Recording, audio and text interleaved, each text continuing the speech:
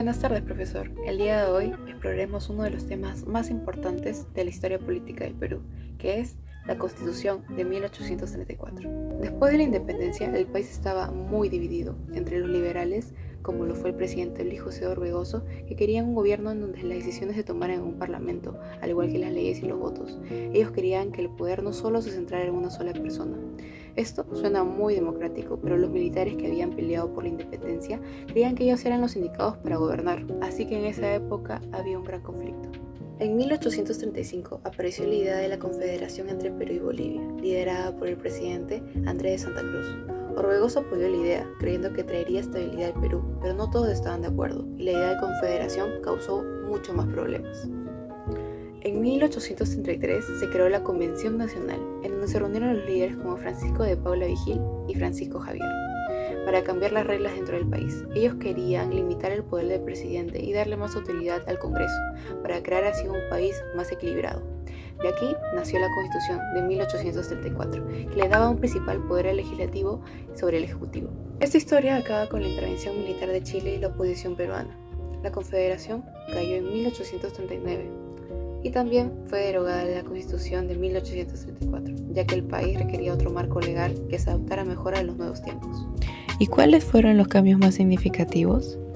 Los cambios más significativos fueron el fortalecimiento del poder legislativo. Se le otorgó más poder al Congreso para evitar la centralización en el papel del presidente. Esto era vital para frenar el autoritarismo.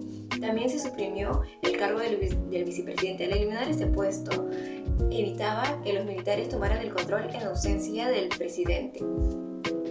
Además de esto, también se prohibió lo que era la reelección presidencial apresurada, prácticamente para que exista una rotación de poder y se evite el caudillismo. Y se otorgó más poder, autonomía a las municipalidades, teniendo más opciones en lo que eran las decisiones locales, y se promovió la participación ciudadana. La Constitución de 1834 establece que la nación peruana es soberana, es decir, independiente ante cualquier individuo o familia. Esto significa que las decisiones del país no son de intereses particulares, sino de todo el pueblo peruano en conjunto. La Constitución protege los derechos fundamentales, como la libertad de la persona, la propiedad privada y la libre expresión, sin previa censura. Además, prohíbe la esclavitud, declarando que cualquier persona que pise el suelo peruano sea libre de esclavitud. Esto representa un avance importante, pues define los derechos básicos de cada persona y sienta las bases para una sociedad justa. La educación primaria es gratuita para todos. Esto demuestra que desde temprano se consideró como un derecho fundamental y muy importante para el desarrollo de las personas y el avance del país. La Constitución prevé un proceso para poder ser reformada, el cual requiere que las modificaciones sean aprobadas por 2 legislaturas consecutivas.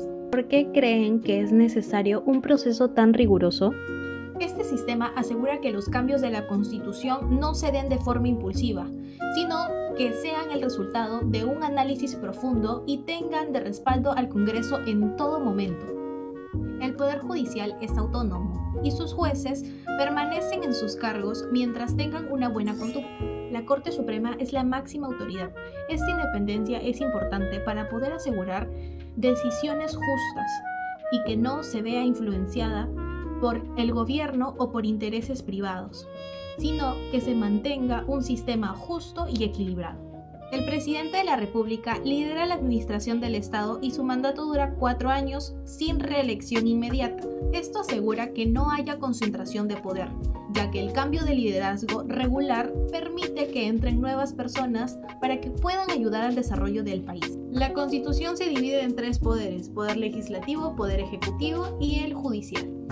Ninguno de los 2 puede invadir las funciones del otro. ¿Por qué es importante esta separación? Imagina que todos los poderes estén a manos de una sola persona, pues la división de poderes ayuda a que ninguna persona tenga el control absoluto del país, evitando así el abuso de poder y permitiendo un gobierno equilibrado. Se reconoce como peruanos a hombres libres nacidos en el Perú y a hijos de peruanos nacidos en el extranjero bajo ciertas condiciones. Estos derechos pueden suspenderse por motivos específicos, como tener deudas con el Estado o aceptar títulos extranjeros. Esto demuestra cómo el Perú desde hace 200 años ya regulaba el derecho a la ciudadanía y el derecho a la participación.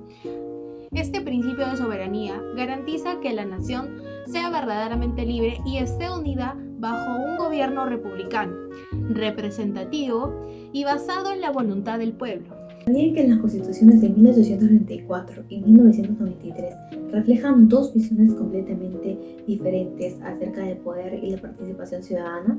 Sobre el poder presidencial, ¿cuánto poder debería tener un presidente? En 1834, los liberales limitaron al presidente exigiendo aprobación del Congreso para ciertas tomas de decisiones. ¿Por qué? Debido a que le temían al autoritarismo. Sin embargo, en la Constitución de 1993, el presidente puede incluso disolver el Congreso, lo que concentra más el poder en el Ejecutivo. Con respecto a la participación ciudadana, ¿quiénes deberían votar? En 1874, el sufragio era amplio e inclusivo, permitiéndole votar incluso a quienes no sabían leer. En cambio, en 1993, el voto fue obligatorio, esto excluyendo principalmente a los analfabetos, limitando su participación. Sobre la descentralización, ¿debe todo el poder estar en Lima? En 1894 se crearon juntas departamentales para dar más autonomía a las regiones. En 1993, aunque menciona la descentralización, en la práctica el control sigue centralizado. Impacto. La Constitución de 1834, aunque fue breve, dejó aportes esenciales hasta la actualidad, como la consolidación de la separación de poderes, del poder ejecutivo, legislativo y judicial, para así evitar abusos y mantener un equilibrio. ¿Por qué creen que esta separación es importante? Evita la concentración de poder. Sin esta división, una sola figura podría dominar y eso afectaría la democracia. Exacto, también fue una de las primeras constituciones en reconocer ciertos derechos individuales. Aunque eran limitados en ese momento, fue un paso inicial para que en el futuro se reconocieran derechos como la libertad de expresión y la igualdad ante la ley. ¿Creen que estos derechos han evolucionado desde entonces? Claro, hoy en día nuestra Constitución contiene derechos civiles y sociales más amplios gracias a estas primeras ideas. Además, se impulsó la autonomía municipal. La Constitución de 1834 otorgaba a los municipios mayor independencia, lo cual ayudó a descentralizar el poder y permitió que los gobiernos locales tomaran decisiones sin depender tanto del gobierno central. No podemos olvidar su fuerte compromiso con la soberanía nacional. El artículo 1 dejaba en claro que el Perú no puede ser patrimonio de ninguna persona o familia. Esto reafirmó que el poder reside en el pueblo peruano, un principio que sigue siendo fundamental. Muchas gracias, profesor. Esto fue todo por nuestra presentación. Espero haya sido de su agrado.